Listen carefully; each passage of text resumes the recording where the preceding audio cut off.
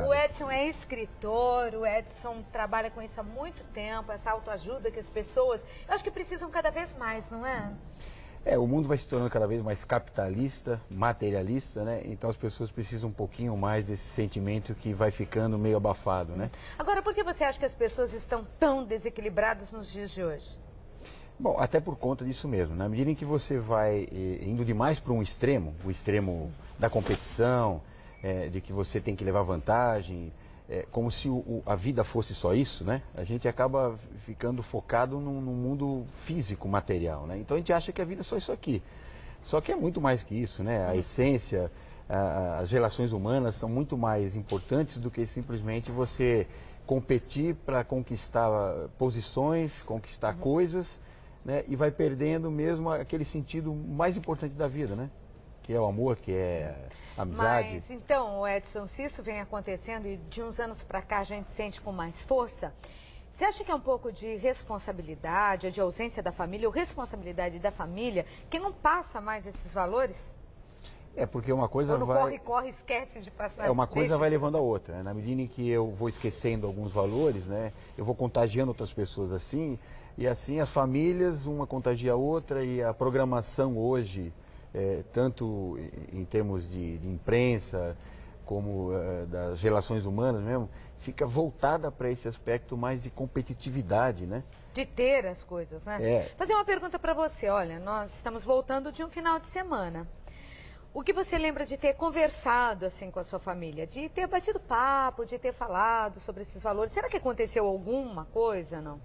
Ou o domingo e o sábado, né? Passaram como tantos outros, você, sei lá, às vezes levando para uma atração de entretenimento, pouco conversando, ou diante da própria televisão, do computador e distante daqueles que estão em casa.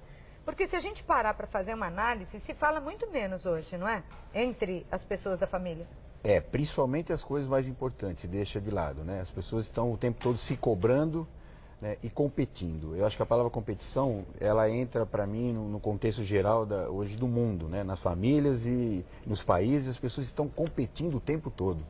Quer dizer, fica o tempo todo achando que precisa ser melhor, um cobra do outro, cobra perfeccionismo, né? Um olha para os defeitos do outro, mas cada um está deixando de olhar para si mesmo. E aí os valores vão se perdendo. Aí as pessoas, ao invés de conversar as coisas mais fundamentais, que são as relações humanas mesmo, quer dizer, hoje um pai ou uma mãe não tem tempo para conversar com o filho. Então eles preferem deixar o computador para ele ficar se entretendo com o computador, né? E aí ele vai aprender tudo que ele tiver que aprender de uma maneira muitas vezes dissocida, né? E fria, né, também. Fria, perdeu esse sentimento, né, de afeto, né? E a presença paterna, materna é importantíssimo, principalmente na estruturação inicial. Isso pode fazer o que com uma criança, por exemplo? Ela vai se desvirtuar, porque ela vai aprender coisas de uma maneira fria, né? Perde aquele sentimento de proteção da figura do pai e da mãe ali presente, mesmo que seja às vezes até para dar bronca, né? Para dar limites. Precisa disso também, né? Porque se não dá limites, isso, perde a segurança, né?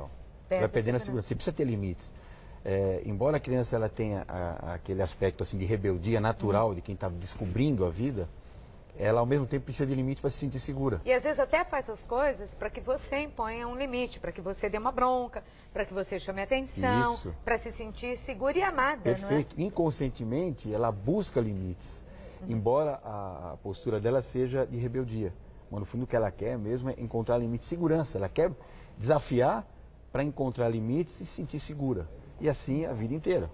Mas isso foi se perdendo, né? Isso é uma coisa impressionante. Se a gente parar para pensar, a tendência é só piorar, né? Porque do jeito que está o corre-corre, a mulher precisando trabalhar também, cada vez mais fora de casa, não por querer, até por necessidade, não é? Isso. E a família pouco se encontrando, nos momentos que se encontra, quase não dá para conversar. Parece uma vida de hotel, né? Se encontra aí no hall, no restaurante. Oi, tudo bem? E cada um vai para o seu canto, né? Uma televisão no quarto, um computador no quarto, o micro-ondas, esquenta a comida, cada um no seu quarto. Não tem mais aquela relação, né? Isso foi se perdendo. Então as pessoas que vão percebendo isso têm que começar... Porque essa falta de equilíbrio advém de tudo isso. Porque você vê uma coisa vai repercutindo na outra. Aí a gente vai ver situações inesperadas, chocantes que vão acontecendo na vida, durante a vida de cada um, em termos até coletivos, e as pessoas estão despreparadas para lidar com isso. Porque a cultura nossa ocidental, ela promove muito essa questão do conflito, né, da competição. Então a gente compete até com as coisas que são desagradáveis, como se elas não fizessem parte. Né? Por exemplo, tem como a gente achar que o dia tem que ser ensolarado todos os dias? Não, tem dia que vai ser nublado. Como tem hoje, dia que vai ser chuvoso. Mas é super importante esse dia chuvoso, né? Quer dizer, o final de semana foi chuvoso. Ah, não deu para aproveitar uma praia.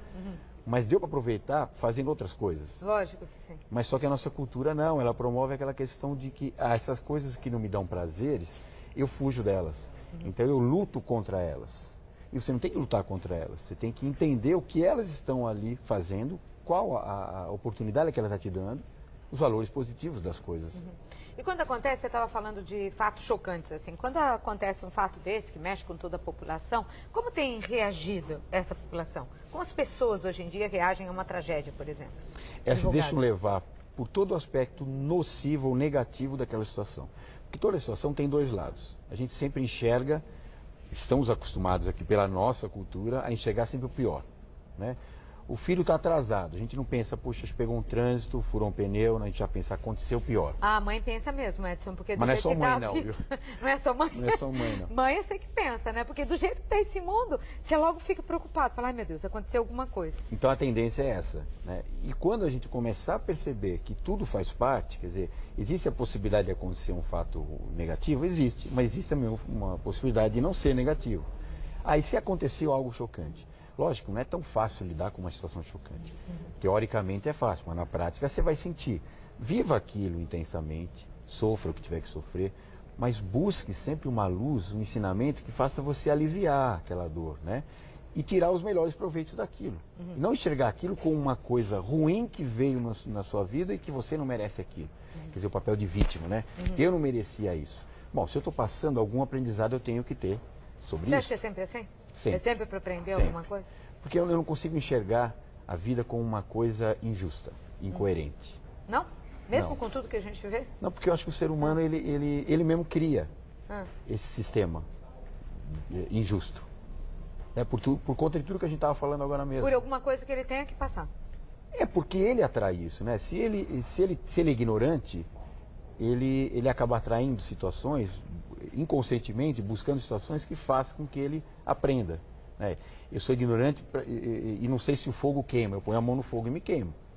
Mas eu aprendo que eu não posso mais pôr a mão no fogo. Só que tem gente que gosta de pôr a mão no fogo mesmo sabendo que vai se queimar. Né? A rebeldia de querer testar o tempo todo. Então, acho que o próprio ser humano faz isso. Você é parapsicólogo, né, Edson? Você acredita na vida após a morte? Eu, particularmente, eu tenho uma visão de que a vida continua e que não existe fim de vida. Não existe o tempo morte. todo. Para mim, a energia, ela continua, apenas se transformando. Então, esse aprendizado que você diz, é isso, não? É aprendizado de espírito, exatamente. De alma? De alma, porque a consciência humana, isso explicaria ela é porque tantos ricos, tantos pobres, tantos felizes, tantos tristes, tantos passando por tragédias, tantos que nunca acontece nada, só coisa positiva, é isso? É porque você pode ter uma vida de oportunidades, mas você não sabe aproveitá-las. Outros não têm a vida de oportunidades e conseguem aproveitar melhor. Mas tem gente que não aproveita mesmo assim. Então você tem as oportunidades de ver os caminhos. E administrar o melhor possível a sua vida, tendo que passar pelos dois caminhos, né? Os altos e baixos. Mas então, na vida que hoje nós levamos, independente da religião, quase ninguém não, vai. Poucas pessoas estão ligadas ao espiritual, né? Parece que as pessoas se distanciam. A tendência foi essa. Foi essa. Cada vez mais. E como você explica isso, então? É porque a vida é cíclica, né? A gente vai de um extremo ao outro pelas necessidades.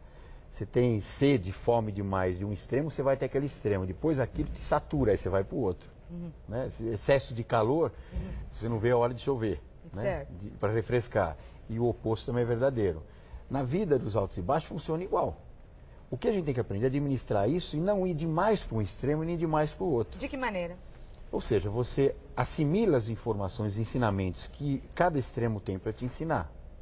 Conviva o melhor possível com as coisas, porque todas as coisas fazem parte. Não tem como você evitar um lado da situação. É como você achar que a luz só acende com um polo só. Não tem como acender com um polo só. Você precisa de dois polos para fazer a corrente, positivo e negativo. A vida funciona igual. Só que a gente não sabe administrar assim. A gente vai para extremos. Tudo aquilo que me dá muito prazer, eu sou fascinado por isso e me caio de cabeça em cima daquilo. Mas essa é uma coisa do homem de hoje. Do ser humano atual, principalmente do ser humano atual. porque ele foi se desprendendo dos valores essenciais. Isso, Edson Salgueiro, traz algum risco, entre aspas, para essas pessoas? Para essa continuidade de vida? O risco é esse, né? Elas vão se desequilibrando, aí nós vamos ter os males da atualidade, né? Depressão, síndrome do pânico, porque as pessoas estão inseguras, estão com medo, porque perderam a ligação com a sua essência. Então elas têm medo, porque elas estão presas ao ter, como você citou já, né? Então, enquanto eu tenho, eu me sinto seguro. Mas só que isso não é segurança efetiva. Tá. Porque à medida que eu deixo de ter, acabou minha segurança. Se não tem o material, não tem mais nada, parece. Não tem mais nada para se apoiar. Quando deveria estar preocupado com a alimentação da alma. Exatamente. Essa essência te deixa seguro para tudo, porque você não tem medo de nada. Agora, existe um caminho para isso, e nós estamos falando aqui, independente de religião, né? Qualquer que seja ela, ou da fé que se tem, qual é o caminho?